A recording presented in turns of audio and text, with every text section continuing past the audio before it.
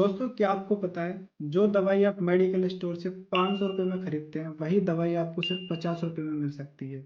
वही असर, वही क्वालिटी और वही फॉर्मूला। तो आखिर ये सच आपको कोई बताता क्यों नहीं है? आखिर क्यों हम मिडिल क्लास लोग हर साल हजारों रुपए सिर्फ ब्रांड के नाम पर पानी में बहा देते हैं? नमस्ते दोस्तों, मैं हूं आपका होस्ट फार्मासाइट 2.0 से। मैं एक फार्मासिस्ट और डॉक्टर हूं, और आज अपनी इस वीडियो में मैं पर्दा उठाऊंगा फार्मा इंडस्ट्री के उस राज से जो कि आपके घर का मेडिकल बजट बना सकता है, बचा सकता है। तो चलिए बात करते हैं जेनरिक और ब्रांडेड दवाइयों का क्या खेल होता है, ये सब हम समझेंगे। सबसे पहले हम समझते हैं दवाइयाँ बनती कैसे हैं। मान लीजिए आपको अगर बुखार आ गया तो आप पैरासीटामोल लेना चाहते हैं। पैरासीटामोल सिर्फ एक साल्ट है। अब बड़ी कंपनियां इस पैरासीटामोल को डोलो के नाम से बना रही हैं, और वहीं कुछ दूसरी कंपनियां इसी दवाई को सिर्फ पैरासीटामोल के नाम से बना रही हैं या फिर पैराकाइंड 500 के नाम से बना रही हैं। तो ये हो गई जेनरिक, और डोलो बना रही हैं तो वो हो गई एथिकल।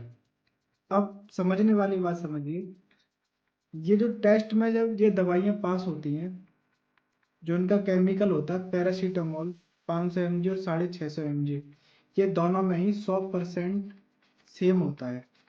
1% का भी इधर उधर नहीं होता है। तो आखिर ब्रांडेड दवाइयाँ ही इतनी महंगी क्यों होती हैं? इसके तीन सबसे मेन कारण होते हैं, मुख्य कारण होते हैं, जो मैं आपको बताना चाहता हूँ। सबसे पहले नंबर पर होता है रिसर्च एंड डेवलपमेंट। बड़ी कंपनियां किसी दवाई को बनाने के लिए, नई दवाई को बनाने के लिए, उसके ऊपर शोध करने के लिए जो पैसा खर्च होता है वो भी इसी दवाई की कीमतों पर इंक्लूड होता है। दूसरे नंबर पर मार्केटिंग एंड एमआर। कंपनियां हजारों मेडिकल रिप्रेजेंटेटिव रखती हैं जो कि डॉक्टर्स को कन्विंस करती हैं कि हमारी दवाई ही लिखें। और तीसरे नंबर पर आता है डॉक्टर्स एंड एडवर्टाइजमेंट। बड़ी बड़ी मीटिंग्स होती हैं और एडवर्टाइजमेंट होते हैं, और इनका जो खर्चा होता है वो भी इन्हीं दवाइयों में, इनकी जो कीमत होती है उन्हीं में इंक्लूड रहता है। इस वजह से ब्रांडेड दवाइयाँ महंगी होती हैं। और वहीं जो जेनरिक दवाइयाँ होती हैं वो इतना कोई खास ना तो एडवर्टाइजमेंट करती हैं, ना ही कोई उनके ऐसे खास एमआर वगैरह होते हैं। तो इस वजह से जेनरिक दवाइयाँ सस्ते में मिलती हैं। बहुत से लोगों का मानना होता है कि जेनरिक दवाइयाँ कम काम करती हैं, कम असर करती हैं, या फिर लोकल होती हैं। दोस्तों, जेनरिक हो चाहे ब्रांडेड दवाइयाँ हो, इनको भारत सरकार के डिपार्टमेंट के रूल्स के मुताबिक, टेस्ट के मुताबिक ही गुजरना पड़ता है, तभी ये दवाइयाँ मार्केट में आती हैं। अब हालांकि बहुत सी ऐसी लोकल दवाइयाँ होती हैं जो कि हमारी आपकी नज़रों से और डिपार्टमेंटों की नज़रों से दूर रहती हैं। जैसे कोई गली कूचे में किसी ने कोई कंपनी खोली और वहाँ वो दवाइयाँ बना रहा है और आप उसको खाते हो, तो हो सकता है वो आपको असर ना करे। लेकिन वहीं कुछ ब्रांडेड कंपनी होती है जो कि उनकी ही जेनरिक डिविजन्स होती है, जैसे कि prime Mankind, health care Mankind, Glenmark pharma, Torrent pharma, और फाइजर, डॉक्टर रेडी, और जायडस, कैडिला, सिप्ला हेल्थ। तो ऐसी ही कई तरह की एथिकल जो कंपनियां होती हैं उनकी भी कुछ जेनरिक डिविजन्स होती हैं।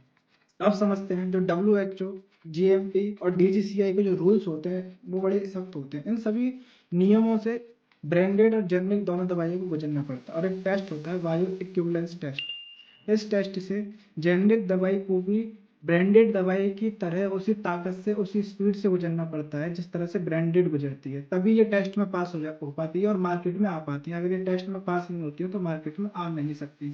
इसलिए ये दवाइयाँ 100% कारगर होती हैं, 100% काम करती हैं। बिल्कुल भी ऐसा नहीं है कि ये काम ना करें। अब बात आती है ये दवाइयाँ मिलती कहाँ है। सस्ती दवाइयाँ जो होती हैं, जेनरिक दवाइयाँ या फिर जो कम रेट की दवाइयाँ होती हैं, वो कैसे परचेस करें? तो भारत सरकार द्वारा जन औषधि केंद्र खोले गए हैं हर एक शहर में। हर एक जिले में आपको 3-4 जन औषधि केंद्र मिल जाएंगे। तो वहाँ पर 50% से लेकर 90% की कम कीमतों में आपको दवाई मिल जाती है।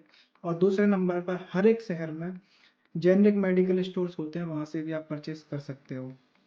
दोस्तों, जो ब्रांडेड दवाइयाँ होती हैं वो देखने में बड़ी अच्छी लगती हैं, आकर्षक लुक की होती हैं, क्योंकि उनके डिजाइन के ऊपर, कलर के ऊपर पैसा कंपनी ने खर्च किया होता है। और वहीं जेनरिक दवाइयाँ जो होती हैं वो बड़ी सादा सिंपल होती हैं, सफ़ेद सिल्वर कलर की स्टिक होती है, क्योंकि उस पर इतना ज़्यादा पैसा खर्च नहीं किया होता है। तो हमें कोई पैकिंग थोड़ी नहीं खानी है, हमें खानी है दवाई, तो हम पैकिंग के ऊपर 50 से 100 रुपये क्यों खर्च करें। इसलिए जेनरिक दवाइयाँ भी कारगर होती हैं।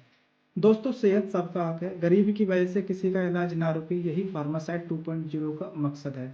अगर आपको मेरी इस वीडियो से थोड़ा सा भी फायदा हुआ है तो ये वीडियो अपने फैमिली मेम्बर्स में, अपने फ्रेंड्स को, अपने ग्रुप में, व्हाट्सएप पे, इंस्टाग्राम पे जरूर शेयर करें, ताकि किसी बुजुर्ग की पेंशन बच जाए या फिर जो जरूरतमंद होते हैं उनकी हेल्प हो जाए, उनका पैसा सेव हो जाए। और अगर आप चाहते हैं कि मैं ऐसे ही मेडिकल राज आपके सामने लाता रहूं तो इसके लिए हमारे चैनल को अभी सब्सक्राइब कीजिए, बेल आइकन को दबाएं, और मिलते हैं अगली वीडियो में। तब तक के लिए स्वस्थ रहिए, सतर्क रहिए। जय हिंद।